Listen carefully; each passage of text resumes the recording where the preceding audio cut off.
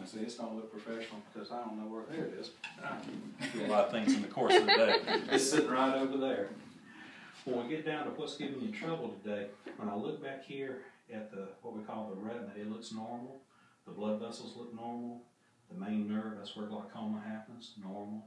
The lens in the eye, normal. Everything's normal. The only thing that's happening, that's messing with you right now is two things. One is your birthdays. And there's an old joke, around 40, stuff starts to change. I heard that. Yeah, all right, well, I'm already lived that, okay? Number two is you're a little nearsighted in each eye. And nearsighted means I have some near vision. I can read good, but I'm getting blurry over this way. Right. So just like those flippers and things, I do those when people have certain problems, and the problems with this muscle in here. And if yours was with the muscle, continuing to patch and push yourself would fix it, but it won't in your case. Okay. It might make it a little better to you, but it'll just be temporary. It won't get you to the home run or to the field goal. That's why I want to go correct. Right. So we use a lens for this, and you'll say, "Oh man, it's like those lenses I looked in there. That was sharp. That looked good." But you just use these for far. You can still take them off because you're natural up close. Okay. Simple stuff. So your problem is coming because this little lens right here is a little out of focus, and the lens doesn't have anything to do with the muscle part. The muscle's working okay. Okay. Now, we also have another problem that happens in our 40 where some people have to get reading glasses. You don't have to right now. If you'll just, like I said, put them on for like driving and leave them off for up close, use your natural gift that you have, and we wouldn't give you bifocals if you said, "Oh, now that's giving me trouble." And I don't foresee that happening anytime soon. I think you're in a good place right now. Okay. But this will definitely make you drive better at night, and you know, anything that's probably about this far away, this is about where your blur starts. If you're here on up, you're pretty good all the way through there. If you're looking like a TV set way across the room or something, or got the sports on or the weather, you'll put it on there. Oh yeah, it's a little sharper. But the further away, the better it'll work. And like I said, everybody's part that has trouble directs whether or not we're going to do anything. So if you kept patching it, it's not going to harm you. It might help that muscle be just a little bit more flexible, but it wouldn't take it all the way. This was just a lens problem. So you said we need to correct the lens. Yeah. But no harm in what you did, man. I admire that because I have a lot of folks that's hard to get them to do any kind of exercises, even when we tell them that's the way to fix it. Most people today want to do everything, what's the quickest and the fastest. But in this case here, like I said, you're on the right track, but this will take it all the way.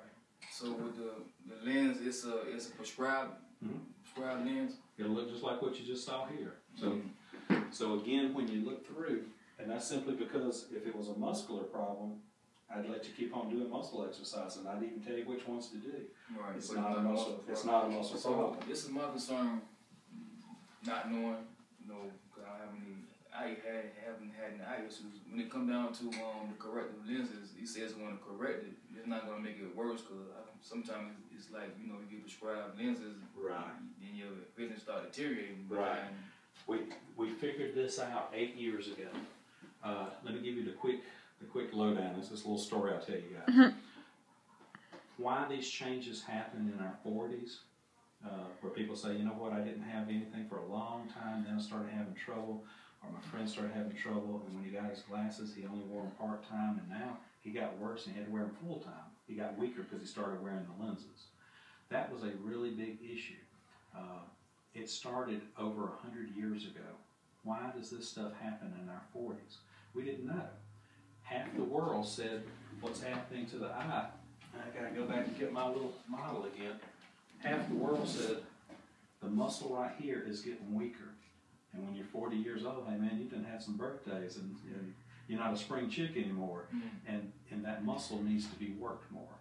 And the other half of the world, the other half of the scientists and doctors and everybody else looking and said, no, it ain't got nothing to do with the muscle. It's this little lens right here. And when I got out of school, which was quite a few years ago, we were taught it might be this, it might be. We were still 50-50 split.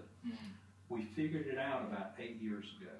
And all of a sudden started seeing on TV these new commercials for the GE ultrasound. Started seeing these little pictures of the pregnant lady with the baby, and you could just see the baby, you could see everything. Right.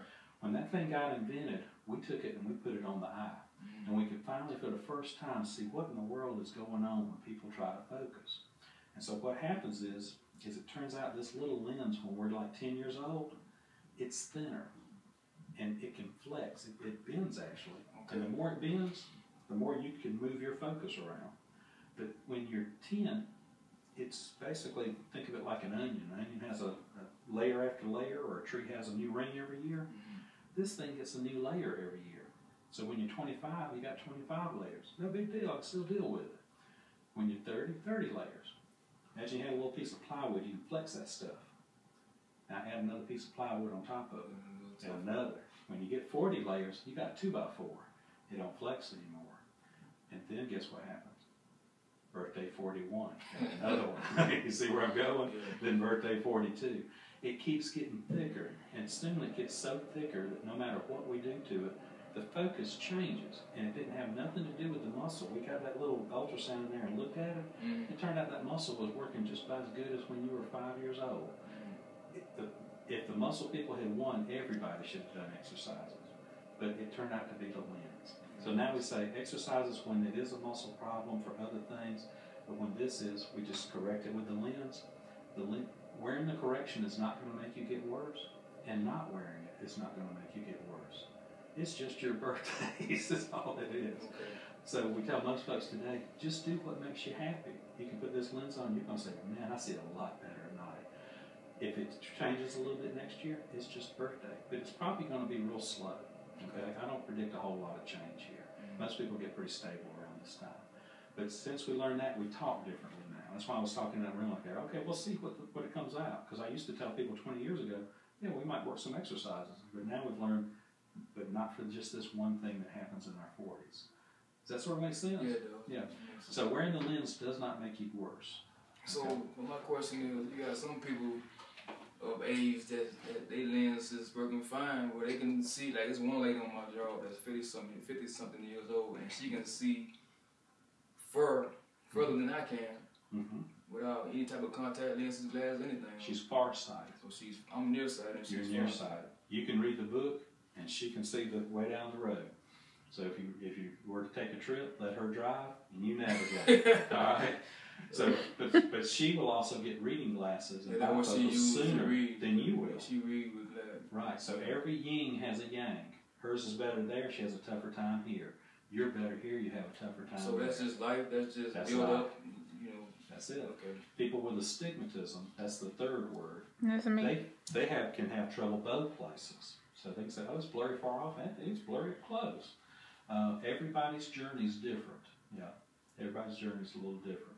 So your cool thing is you can read at a time that many of your friends are going to get some reading glasses and bifocals and stuff, but you have a gift. But you'll put yours on for driving. Okay. Not One last thing. Yeah. I noticed probably the last 5 years that something's been building up around my iris. Okay. Do you notice a little difference when you look at the... Like inside the mirror? Yeah.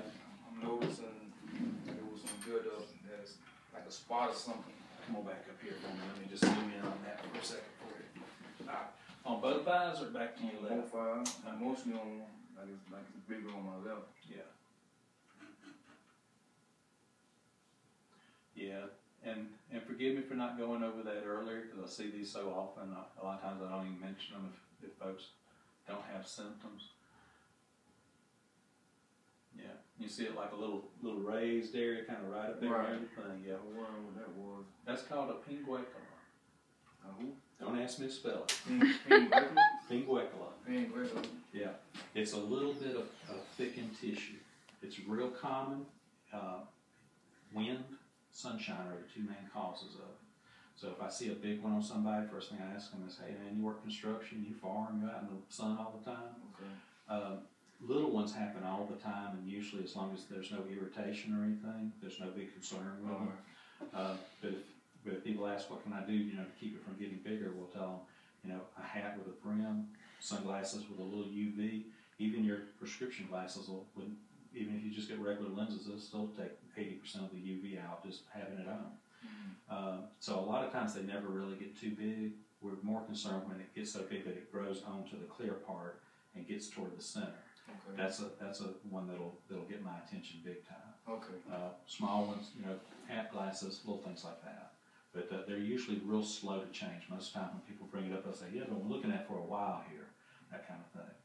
But I'll print you out something before you go, because it's a little word about 13 letters long, but real common. You're a very outdoorsy kind of guy. You like to be out in the Be outside. Yeah.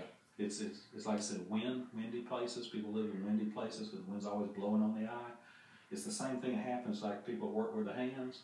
And if you get a job and you're always working with your hands, you look at mechanics' hands kind of thickened here because they're always doing rough stuff. The wind and the sunshine is considered rough to the eye. And after years of that, you'll see these little thickenings, right there. But yours are small. Okay. Yeah, I'm glad you brought that up. Because usually little ones like that, I see them so commonly, I might not always bring it up. Okay. But it's an okay thing.